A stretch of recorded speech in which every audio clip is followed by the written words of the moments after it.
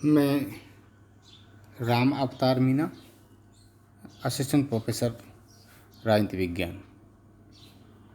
आज के से ऑडियो वीडियो के माध्यम से हम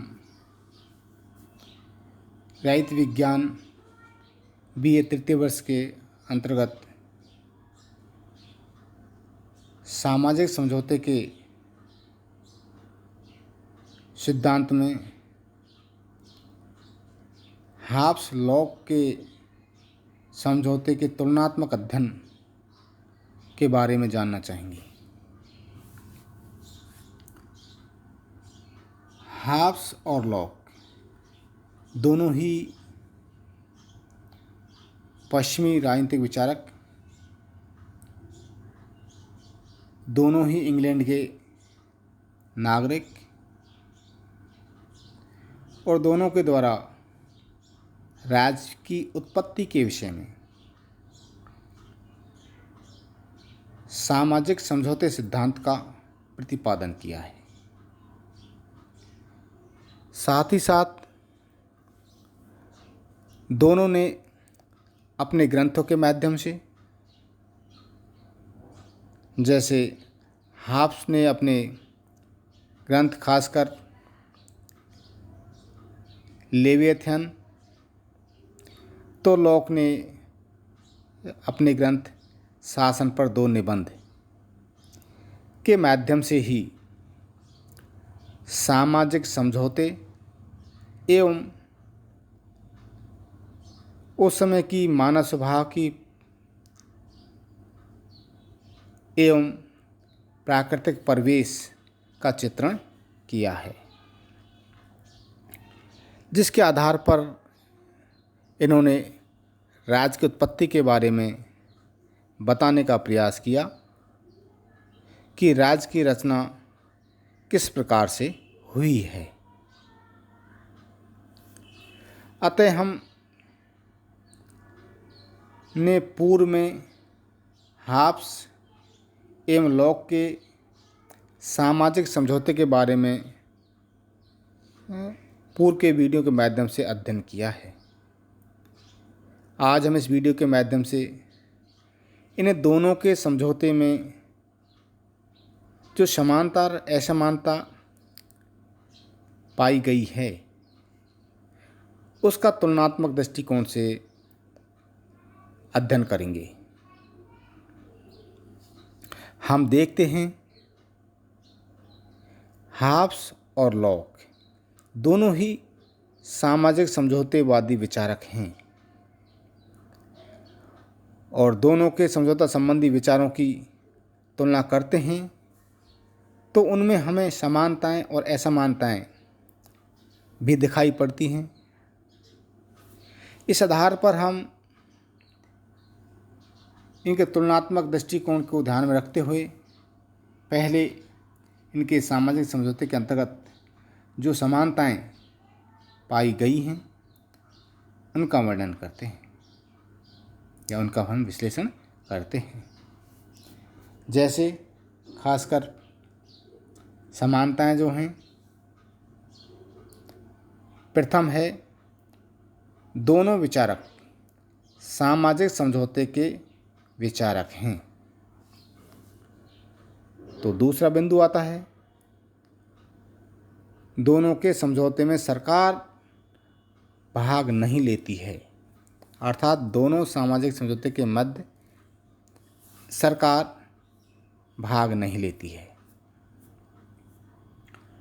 दोनों के समझौते में प्राकृतिक अवस्था के व्यक्तियों द्वारा ही संपन्न किया जाता है, अर्थात प्राकृतिक अवस्था के व्यक्तियों के द्वारा ये समझौता किया जाता है। अगला बिंदु है दोनों के समझौते के माध्यम से पूर्व में स्थापित राज्य की उत्पत्ति के देवीय अधिकार के सिद्धांत का पूर्णतः खंडन किया गया है। हम देखते हैं कि दोनों विद्वानों ने अपने सिद्धांत के माध्यम से राज्य की उत्पत्ति के देवीय या अन्य जो भी आधार माने गए राज्य की उत्पत्ति के, उनका खंडन किया है और दोनों ने ही राज्य की उत्पत्ति के लिए सामाजिक समझौते को उत्तरदायी माना है। इस प्रकार से दोनों विद्वानों के मध्य ये निम्नलिखित समानताएं पाई जाती हैं। इन समानताओं के उपरांत भी दोनों के विचारों में निम्नलिखित असमानताएं भी विद्यमान हैं। कई विद्वानों ने भी इसका वर्णन किया है। हम असमानता के आधार पर देखें तो प्रथम बिंदु बनता है हाब्स का सामाजिक समझौता प्राकृतिक अवस्था में स्वार्थी, एकांकी, पार्श्विक जीवन बिताने वाले मनुष्यों द्वारा संपन्न किया गया। तो दूसरी तरफ हमें महसूस होता है कि लॉक के सामाजिक समझौते के अंतर्गत कुछ प्राकृतिक असुविधाओं के परिणाम स्वरूप सामाजिक जीवन बिताने वाले व्यक्तियों द्वारा यह समझौता संपन्न किया गया। अगला बिंदु जो आता है, हाब्स के अनुसार प्राकृतिक अवस्था में सतत संघर्ष या हिंसात्मक वातावरण या युद्धरत संघर्ष हमें महसूस होता है, उसके परिणामस्वरूप अराजकता की स्थिति उत्पन्न हो जाती है। इस वजह से सामाजिक समझौते की आवश्यकता महसूस जान पड़ती है। वहीं हम लाक के बारे में जब देखते हैं तो लाक ने प्राकृतिक अवस्था में प्रमुखतः 3 असुविधाओं के परिणाम स्वरूप ही सामाजिक समझौता किया है, जिसमें प्रमुखतः प्राकृतिक स्पष्ट नियमों की आवश्यकता महसूस हुई। इन नियमों की व्याख्या करने वाली कोई स्पष्ट संस्था का अभाव था।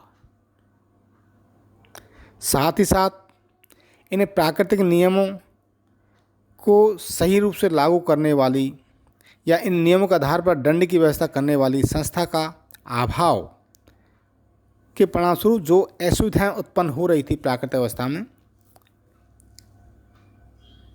इस समस्या का समाधान हेतु सभी व्यक्तियों ने मिलकर के समझौते को अंजाम दिया।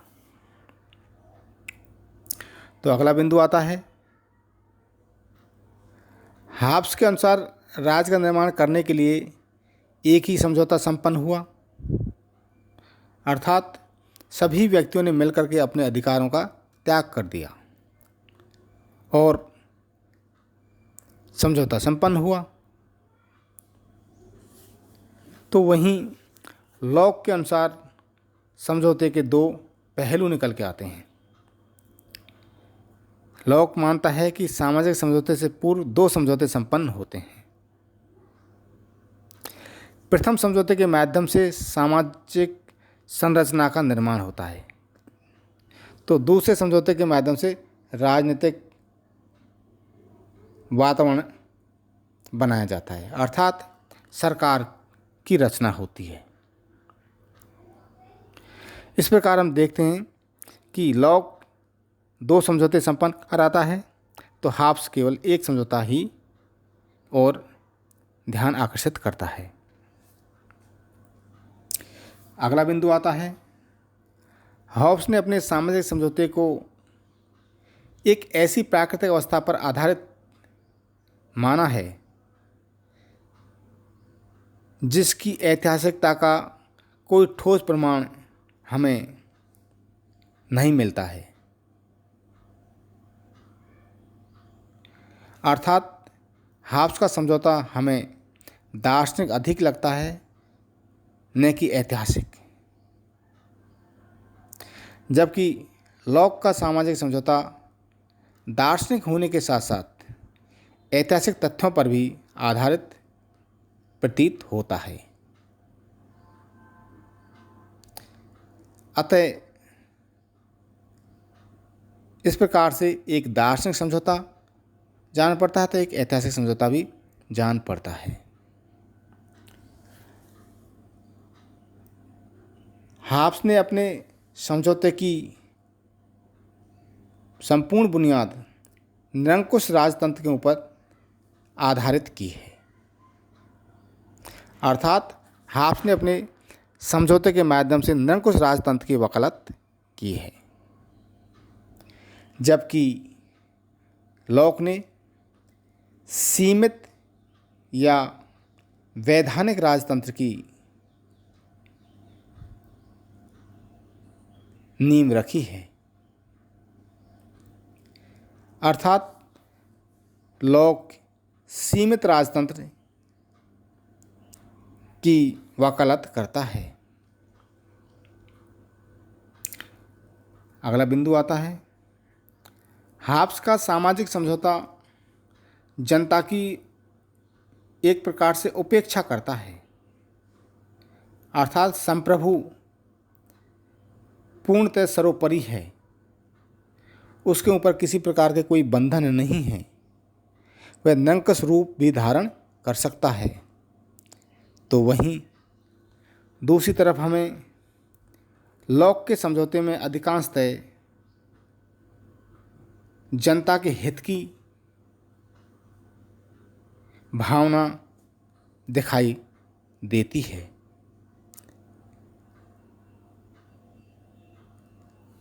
क्योंकि लॉक निरंकुशता की और विशेष जोर नहीं देता है, क्योंकि वह सीमित या मर्यादित या नियंत्रित राजतंत्र की बात करता है, जिससे ये प्रतीत होता है कि अगर शासन प्रणाली जनहित की उपेक्षा करने का प्रयास करती है तो जनता उसको पद से हटा सकती है या उसके कानून को मानने से भी मना कर सकती है। तो यहाँ प्रतीत होता है कि हाब्स की सत्ता निरंकुशता पर स्थापित है, तो लॉक की संप्रभुता एक नियंत्रित या मर्यादित संप्रभुता दिखाई पड़ती है। अगला बिंदु आता है, हाब्स का सामाजिक समझौता प्राकृतिक कानूनों का एक प्रकार से अंत कर देता है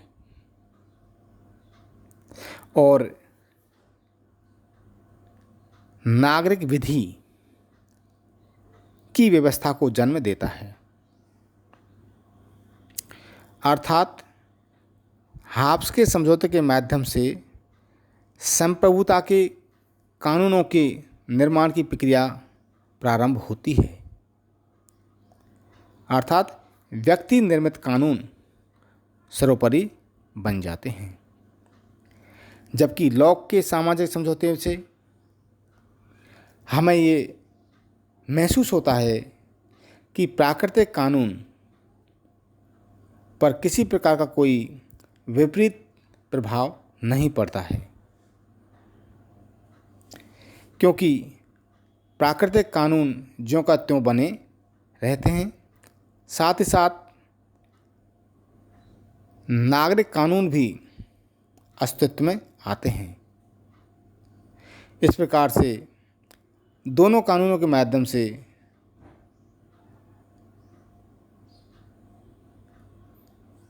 अपने जीवन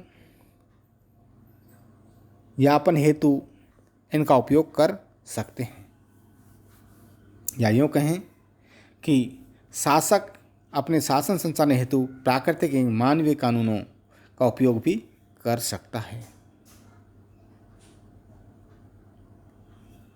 और इन दोनों कानूनों के माध्यम से ही जनता को नियंत्रित किया जा सकता है।